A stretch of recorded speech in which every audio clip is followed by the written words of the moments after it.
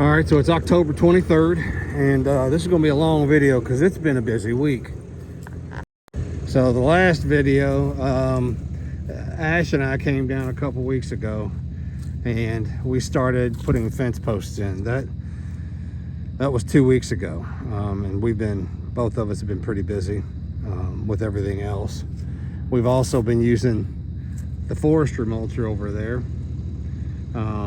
and continue to clear. But what's really going on is we've been doing the site work, and this week has been a big week for site work. We've taken out all the trees from the old area that we wanted cleaned out, where we used to have a pond. It was a quasi pond. Really just groundwater was all it was. It never really held anything where it was at. But we are now going to be working on a pond here. So the pond is going to go all the way up there to the cut, and it's going to incorporate the creek. Now, this is not going to be a deep pond, but it is going to be wide and long, since we do have a lot of rock to contend with. But we hold water really well. So there is my dam culvert.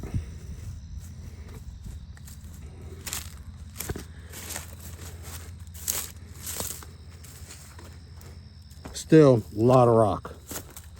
I mean, just big rock. We filled in this area where the old hole was at, and we have stockpiled our topsoil. The gentleman that and his assistant, Dudley Excavating out of Campbellsville, doing the work for me here. Took me a while to find somebody.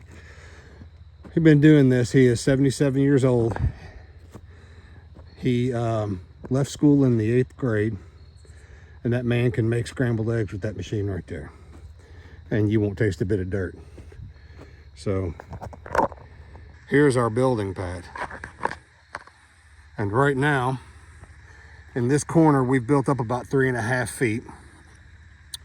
Now that barn will be going away. We will be using the barn wood, however, same with that barn wood there. And this is basically where Ash and I are going to put the Allegiant expansion, OASB Farms, and we're going to live. And that's my back window. That's where Ash and I are going to look out every morning into that. Now that goes back on up the hill. We've used the forestry mulcher in there to clear a bunch of it out. We've got a lot more to clear. We're leaving the mature trees, taking the small suckers. Anything underneath 3 inches is gone. But that's what it looks like.